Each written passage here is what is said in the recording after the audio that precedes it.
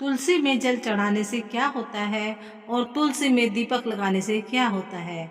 एक बार यही प्रश्न सत्यभामा ने अपने पति श्री कृष्ण जी से किया।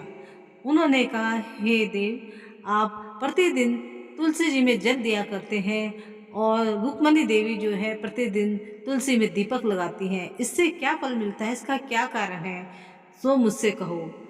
श्री कृष्ण जी कहते हैं, हे देवी, तुमने ये बहुत ही अच्छा प्रश्न किया है। ये इसका जो फल तुलसी में दीपक लगाने का मिलता है और क्यों लगाया जाता है और तुलसी में जल मैं क्यों देता हूँ, इसका मैं तुम्हें सबका कारण बताऊंगा और इसका क्या महत्व है ये भी मैं तुम्हें बताऊंगा। ध्यानपूर्वक सुनो।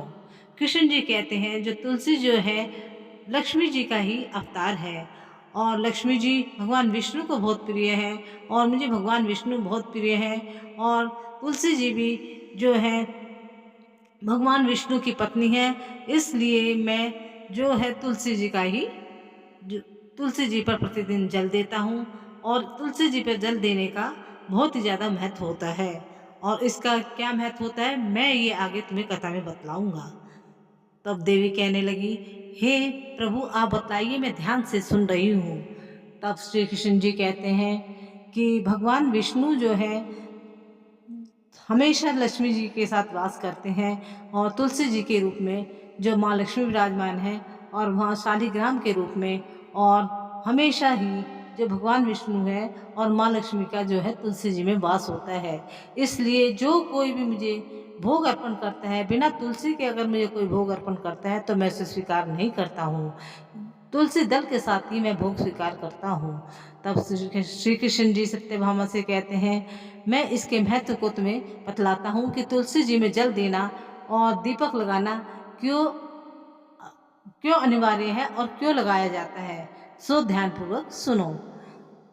कृष्ण जी कहते हैं, हे देवी, जो स्त्री इस कथा को ध्यान से नहीं सुनती है, आधी अधूरी छोड़ जाती है, तो उसे इसका पाप लगता है। और जो स्त्री ध्यान पूर्वक इस कथा को सुनेगी वह सदा सुहागन रहेगी, उसके घर से दरिद्रता का नाश होगा। सत्यभामा कहती है, हे स्वामी, मैं इस कथा को पूरे ध्यान से सुनूंगी, आप मुझे इस पूरी कथा का महत्व को समझाइए। तब श्री कृष्ण जी कहते हैं, बहुत पुरानी बात है, मध्य देश में एक श्याम शर्मा नाम का व्यक्ति रहता था। वह बहुत ही ज़्यादा धनी था और वह व्यापार करता था। उसके पास धन की कोई कमी नहीं थी। वह अपनी पत्नी के साथ रहा करता था। लेकिन जब बहुत साल हो गए, उसकी कोई संतान नहीं हुई और धन तो उसने बहुत कमा लिया था, तो वो दुखी रहने लगा। और एक दिन उसने सोचा, इतने साल हो गए हैं, मेरे पास धन की कोई कमी नहीं है, मैं इस धन का क्या करूँगा। जैसे कि उसने सुन रखा था, शास्त्रों में भी उसने सुन रखा था और पढ़ रखा था, जिस व्यक्ति के कोई पुत्र नहीं होता तो उसके जीवन का उद्धार नहीं हो सकता। इसलिए एक दिन वह दुखी होकर अपने गुरु वशिष्ठ के पास जाता है और कहता है, गुरु वशिष्ठ के आश्रम में पहुंचकर प्रणाम करता है और गुरु वशिष्ठ उसका आधा सत्कार करके उससे पूछते हैं, कुशल से तो हो। तब वह सत्य शर्मा है, वो गुरु जी से कहता है, हे गुरु श्रेष्ठ, मेरे पास सब कुछ है, किसी चीज़ की कमी नहीं है, धन धान्य की किसी चीज़ की कोई कमी नहीं है, परंतु एक बहुत बड़ी कमी है, वो है संतान की। मेरे कोई पुत्र नहीं है और इसका मैं क्या उपाय करूं। मैंने कितने ही वैद्यों से उपचार करा लिया है और तरह तरह के दान धर्म आदि के कार्य जो हैं वो भी मैंने सब कर लिए हैं, लेकिन मेरे कोई संतान नहीं हुई है। इस कारण से मैं बहुत दुखी हूँ। हे प्रभु, हे गुरुवर, मुझे बताइए किस कारण से मेरी संतान नहीं है और मुझे कोई ऐसा उपाय बताइए जिसके कारण कि मेरे संतान हो। तब गुरु वशिष्ठ अपनी दिव्य दृष्टि से देखकर उसे बतलाते हैं कि पिछले जन्म में भी तुम एक धनाढ्य वैश्य थे। तुम्हारे पास धन की कोई कमी नहीं थी, लेकिन तुम अहंकारी थे। एक बार एक गाय तुम्हारे द्वार पर आई। वह भूख प्यास से पीड़ित थी, तो तुमने उसका ना तो सत्कार किया, ना उसे रोटी दी, ना तुमने उसे घास पानी कुछ नहीं दिया, बल्कि उसका अपमान करके उसे वहां से भगा दिया। और वह गाय उस टाइम वो उसने एक बच्चे को जन्म दिया था और वो भूखी प्यासी थी और भूख प्यास से व्याकुल होकर ही वो तुम्हारे दरवाजे पर आई थी और तुम्हारे द्वारा उसे प्रताड़ना देने के कारण वह मूर्छित होकर गिर पड़ी। और उसने क्रोध में आकर भूख के कारण और मूर्छित होने के कारण वह उस दिन अपने बच्चे को दूध भी ना पिला सकी और इस कारण उसने तुम्हें श्राप दे दिया और इसी कारण से इस जन्म में तुम्हारे कोई संतान नहीं है। तो गुरु वशिष्ठ जी ने जब उसे बतलाया, तब उस श्याम शर्मा नाम के जो वैश्य था उसे बहुत दुःख लगा और वह पश्चाताप करने लगा। वो कहने लगा, हाय! ये मैंने क्या कर दिया, और मैंने गाय की बिल्कुल सेवा नहीं की, लेकिन अब क्या स हो सकता था। तब वह गुरुजी से प्रार्थना करने लगा, हे गुरुवर, आप मुझे कोई ऐसा उपाय उपाय बताइए जिससे कि मैं जो ये है अपने पापों का, जो मैंने पूर्व जन्म में पाप किया उसका प्रायश्चित कर सकूँ। तो वह गुरुदेव से प्रार्थना करने लगा, तो गुरुदेव जी ने उसे उपाय बताया। गुरुदेव जी ने कहा, अब इसका एक ही उपाय है, पुत्र प्राप्ति के लिए तुम पुत्रेष्ट यज्ञ का आयोजन करो। तब उसने जैसे गुरुदेव जी ने बताया था वैसे ही यज्ञ बहुत बड़े स्तर से जो है पुत्रेष्ट यज्ञ का आयोजन किया। इससे क्या हुआ, अग्नि देवता उससे प्रसन्न हुए और उसे पुत्र होने का वरदान दे दिया। और पुत्र होने का वरदान देने के साथ-साथ अग्नि देवता ने कहा कि मैं खुश होकर तुझे पुत्र होने का वरदान देता हूँ, लेकिन जो भी तेरी संतान होगी वह अल्पायु होगी, उसकी आयु जो है 18 वर्ष की ही होगी। तब वह एक बार तो संतान के जैसे उसे वरदान मिला बहुत खुश हुआ, साथ ही साथ उसे बहुत दुःख भी था, क्योंकि जो उसकी होने वाली संतान थी उसकी आयु बहुत कम थी। तो उसने सोचा, चलो अभी मेरे कोई संतान नहीं है, कम से कम मुझे जो है अग्निदेव ने संतान होने का वर दे दिया है। तो यही सोचकर वह खुश हुआ और साथ-साथ उसके उसे चिंता भी रहने लगी और वो हाथ जोड़कर अपने घर आ गया। और थोड़े ही दिन में उसकी पत्नी गर्भवती हुई और एक उस थोड़ और उसके 9 महीने पश्चात सुंदर सुशील एक पुत्र रत्न का जन्म हुआ, जिसके कारण वह बहुत खुश हुआ। और जो भी संस्कार आदि कार्य होते हैं पुत्र होने के बाद और पुत्र होने से पहले, उसने वे सारे किए। और धीरे-धीरे उसका पुत्र बड़ा होने लगा और उसने उसे पढ़ने के लिए छात्रावास में भेज दिया। और जैसे-जैसे बड़ा होने लगा और वैसे-वैसे उसे जो थे सत्य शर्मा को उसकी जो आयु थी, उसकी चिंता सताने लगी। अब वह सोचने लगा कि इसकी जो है अग्निदेव ने इसकी आयु जो है अल्पायु बताई है, तो वह फिर ऐसा सोचता और चिंता में पड़ जाता, लेकिन चिंता करने से क्या हो सकता था। एक दिन उसकी पत्नी आई और उससे ज़िद करने लगी कि हे प्रिय, तुम मेरे इस पुत्र का विवाह कर दो। तब सत्य शर्मा उससे कहता है, क्या तुम नहीं जानती कि हमारे पुत्र की अल्पायु है और मैं शादी करके अपने इस पुत्र को जो है उस कन्या का जीवन में दुखी नहीं करना चाहता जिसका कि इसके साथ विवाह होगा, वो 2 साल बाद ही वैधव्य को प्राप्त हो जाएगी, क्योंकि मेरे पुत्र की आयु 18 वर्ष ही बताई है। तब उसने कहा, उसकी पत्नी ने, नहीं मैं कुछ नहीं जानती, आप इसका विवाह कर दीजिए। और वह ज़िद करने लगी, जिस कारण से सत्या शर्मा ने उसकी बात मानकर और उसका विवाह कर दिया। और जो स्त्री थी जिसके साथ सत्या शर्मा ने अपने अपने पुत्र का विवाह किया था, तो उसको इस अपने पुत्र की अल्पायु के बारे में कुछ भी नहीं बताया। और तो धीरे-धीरे समय बीतने लगा और वो घड़ी भी आ गई जबकि उसकी आयु पूरी होने वाली थी। तब उसने सोचा, सत्य शर्मा ने, मैं अपने पुत्रवधू से बात कर लेता हूँ, जो बात मैंने इससे छुपाई है और मैं उसे बता देता हूँ। तो वह अपने पुत्रवधू के पास गया और कहने लगा, हे पुत्री, मेरे पुत्र की आयु बहुत कम है और इसका समय अब पूरे होने वाला है।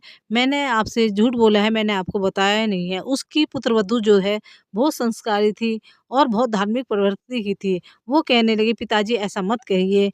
और वह धार्मिक प्रवृत्ति की थी, भगवान पर बहुत श्रद्धा और विश्वास रखती थी। उसने कहा, आप मुझे 1 दीपक, 1 लोटा जल और 1 गाय लाकर दे दीजिए। बस ये 3 सामान मुझे दे दीजिए और बस बाकी मैं भगवान की भक्ति करूँगी। जो मेरी किस्मत में होगा हो जाएगा। तो जैसे उसने सेठ जी से कहा, वैसे ही सत्य शर्मा ने जो है उसे सारा सामान लाकर दे दिया। और फिर वो घड़ी आ गई जबकि यमराज उसके पति को लेने आ गए। उसने क्या करा, सबसे पहले उसने जाकर जो था अपना दीपक जो है उसने तुलसी के आगे लगा दिया। तो यमराज उसके पति को लेने आई, तो उन्होंने देखा कि ये दीपक जो है तुलसी के आगे लगा हुआ है। और दीपक ने जो है उसे बाहर से बाहर यमराज को वापस कर दिया और उसे आने नहीं दिया। और इस तरह से उसके सुहाग की रक्षा की। दीपक जलाते हुए उसने प्रार्थना की थी तुलसी मैया से, मैं आपके आगे दीपक लगा रही हूँ, मेरी जो है सुहाग की आप रक्षा करना, मेरे जीवन में भी आप खुशी का प्रकाश उजाला करना। तो दीपक ने इस तरह से उसकी रक्षा की, उसे आगे आने नहीं दिया। और उसने क्या किया, माता रानी माँ तुलसा रानी के चुन्नी जो थी वो चढ़ा दी थी और माता रानी से प्रार्थना करी थी, हे माता, मैं आपको चुन्नी चढ़ा रही हूँ, दुपट्टा चढ़ा रही हूँ। जैसे मैं आपको दुपट्टा चढ़ा रही हूँ, ऐसे ही मेरी चुन्नी की, मेरे दुपट्टे की लाज रखना, मुझे सदा सुहागन रखना। तो जब यमराज आए तो तुलसी माता ने उन्हें वापस लौटा दिया, क्योंकि उसने तुलसी माता से वचन लिए थे और तुलसी माता पर दुपट्टा चढ़ाया था, इसलिए माता रानी ने यमराज को के जो दूत आए थे उन्हें वापस लौटा दिया। फिर क्या, जब यमराज के दूत फिर वहाँ पर पहुँचते हैं यमपुरी में और यमराज से कहते हैं कि भगवान, वहाँ पर तो दीपक लगा हुआ था और दीपक ने मुझे आगे जाने नहीं दिया उस स्त्री के पति को लेने के लिए और हम वापस आ गए। तब यमराज उसे फिर दोबारा भेजता है क्रोधित होकर, कहते हैं कि जाओ, अब तो वो दीपक भी बुझ गया होगा और तो तुम उसके पति को शीघ्र लेकर आओ। तब दूत दोबारा से फिर आते हैं, सत्य शर्मा के घर आते हैं उसके पुत्र को लेने के लिए।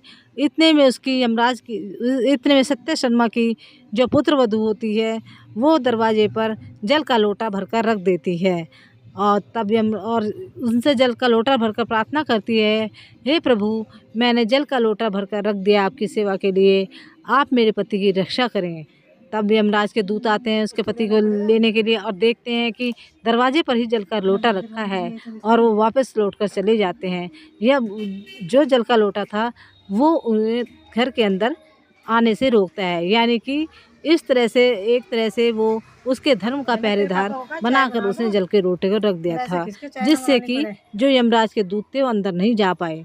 तो फिर वो यमराज के दूत यमपुरी वापस पहुँचते हैं और यमराज से कहते हैं कि यमराज, हम उसके पति को लेने के लिए गए थे, लेकिन वहाँ पर जल का लोटा रखा था, जिस कारण से हम अंदर ना जा सके और हम उसकी पत्नी के जो थी सत्य शर्मा की जो पुत्र वधू थी उसके पति को नहीं ला सके।